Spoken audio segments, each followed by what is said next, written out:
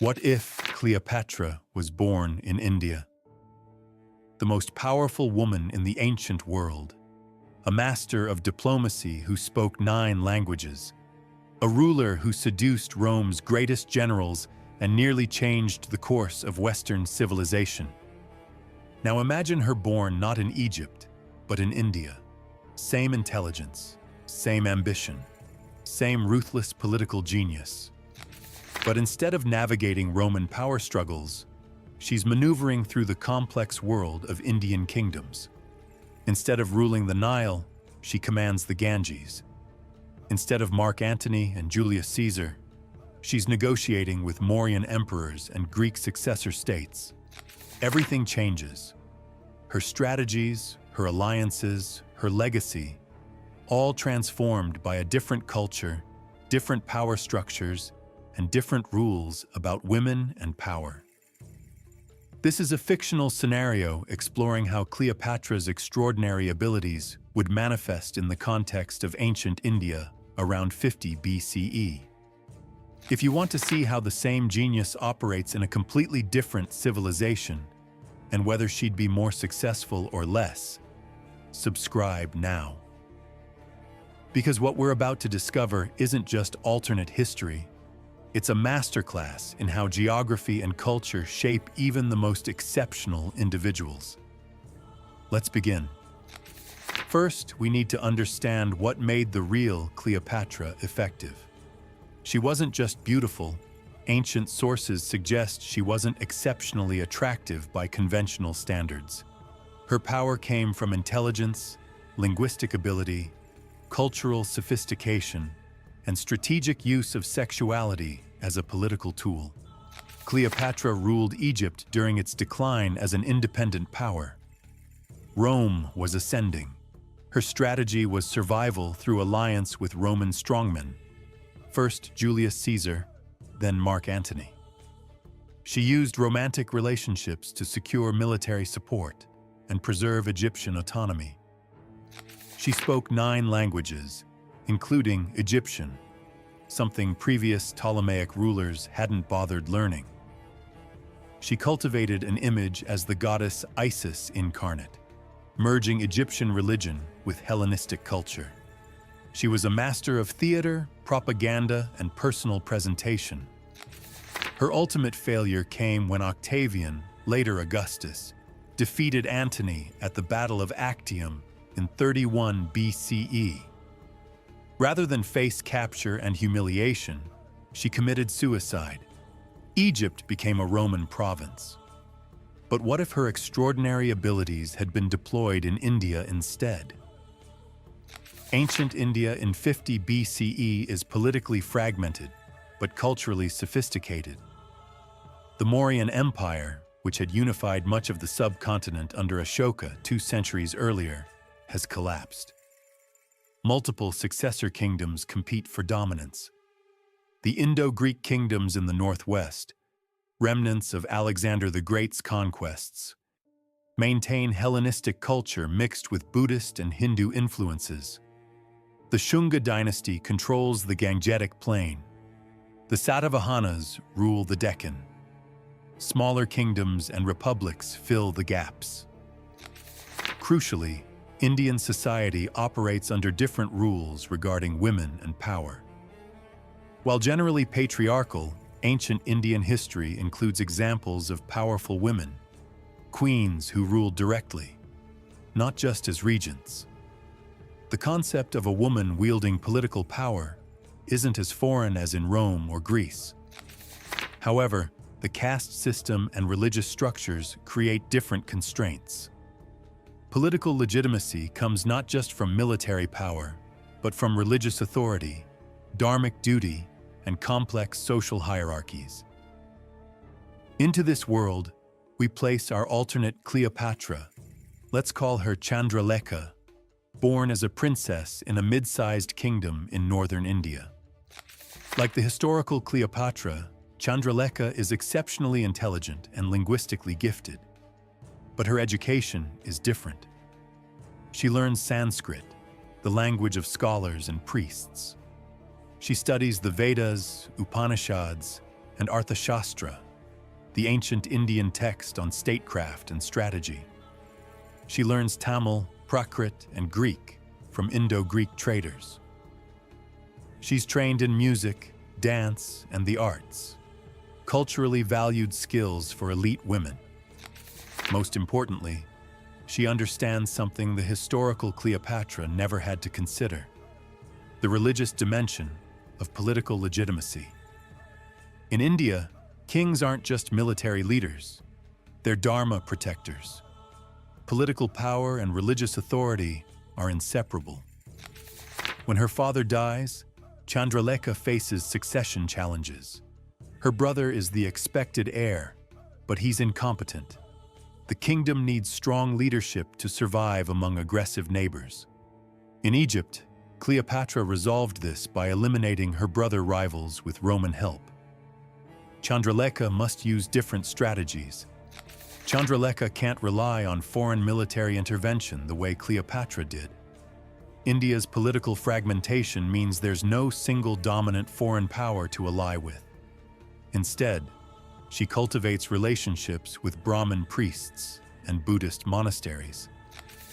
She positions herself as a devoted patron of Dharma. She funds temple construction, sponsors religious scholars, and publicly demonstrates piety.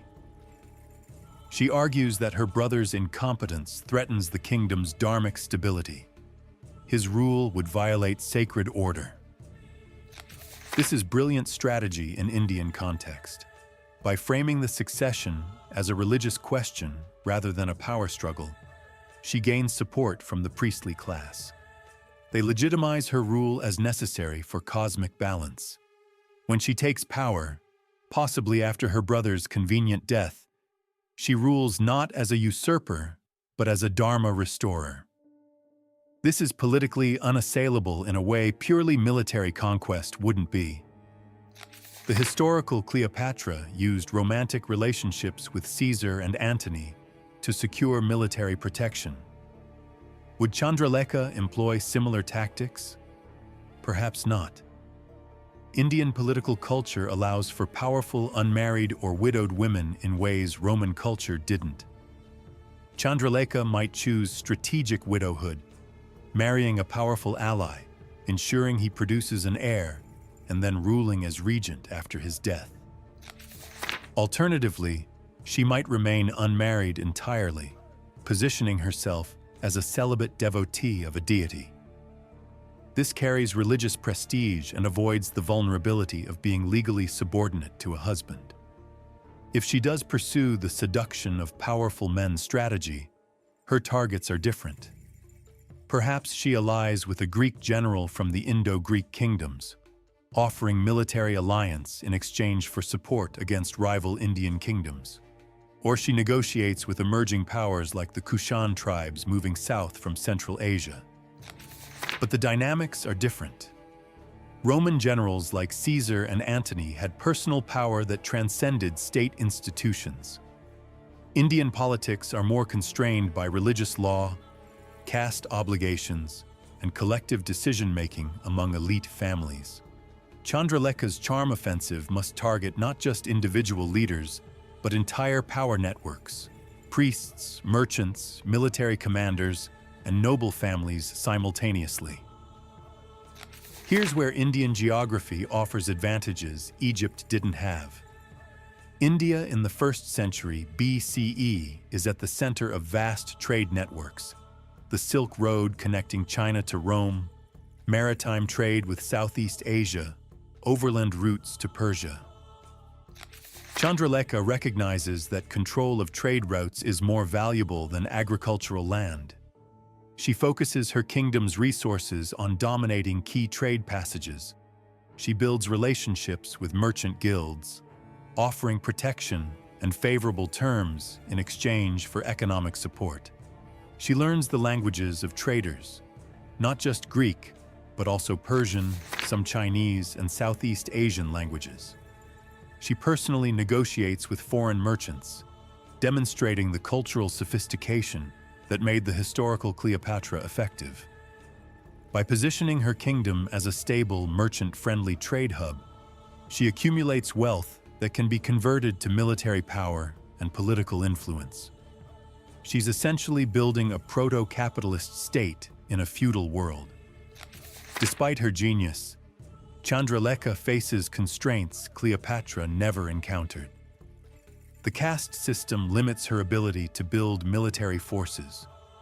Warriors come from specific castes. She can't simply recruit and train whoever shows ability. She must work within rigid social hierarchies. This constrains military innovation. Religious authority, while useful for legitimacy, also constrains her actions. She can't appear to violate dharma or offend powerful religious leaders. Every decision must be justified within religious frameworks. This is limiting in ways the more secular Roman politics weren't. Gender norms, while somewhat flexible for queens, still constrain her. She faces constant scrutiny and criticism that male rulers avoid. Any failure is attributed to feminine weakness. Success requires being twice as competent as male counterparts. Most critically, she can't replicate Cleopatra's strategy of allying with an overwhelmingly dominant external power. There's no Rome in her world, just multiple competing powers of roughly equal strength. This means constant diplomatic maneuvering without the security of a single protector. By age 40, Chandralekha has accomplished something the historical Cleopatra never could: long-term stability. Her kingdom is prosperous, religiously prestigious, and economically powerful. She's established a dynasty with carefully arranged marriages for her children that create webs of alliance across northern India. She's built temples and monasteries that ensure her religious legitimacy for generations. She hasn't united India. No single ruler could in this period. But she's created a stable, influential kingdom that survives her death and shapes regional politics for the next century. Compared to Cleopatra's dramatic rise and fall, this seems modest, but it's actually more impressive. Chandralekha succeeded without Rome's backing, without overwhelming military force, and within constraints Cleopatra never faced.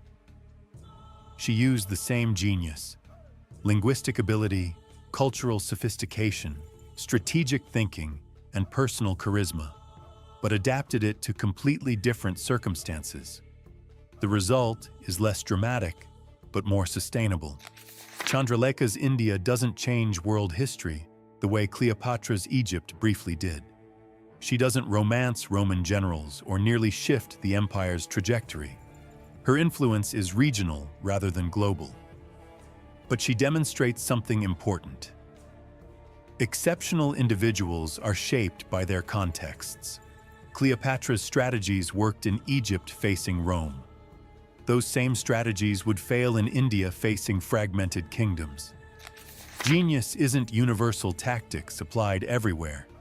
It's recognizing what works in specific circumstances and adapting accordingly. The historical Cleopatra is remembered for dramatic failure, a nearly successful gambit to preserve Egypt's independence that ultimately failed. Chandralekha would be remembered as a successful regional ruler who skillfully navigated complex politics and left a stable kingdom. Different contexts reward different strategies. The same person, born elsewhere, would necessarily be different. Cleopatra's genius was real, but it was shaped by Egyptian and Mediterranean circumstances. Born in India, that same genius would manifest differently. Less dramatic, perhaps, but potentially more enduring. The lesson isn't that one context is superior. It's that we're all products of geography, culture, and historical timing. Even the most extraordinary individuals are constrained and shaped by their circumstances. Cleopatra succeeded as much as possible given her situation. Chandralekha would have done the same given hers. But success looks different in different contexts. Now I want to hear from you. Do you think Cleopatra's strategic brilliance would have been more effective in ancient India's fragmented kingdoms? Or was she perfectly suited for the Roman context she actually faced? Would her seduction strategy work across cultures? Or does it only function in specific political systems? And which version, the dramatic Cleopatra or the strategic Chandralekha, would you rather be? Drop your analysis below. And if this fictional scenario made you think about how much our circumstances shape who we become, share it with someone who thinks great individuals transcend their contexts. Because they don't. Nobody does. Even Cleopatra.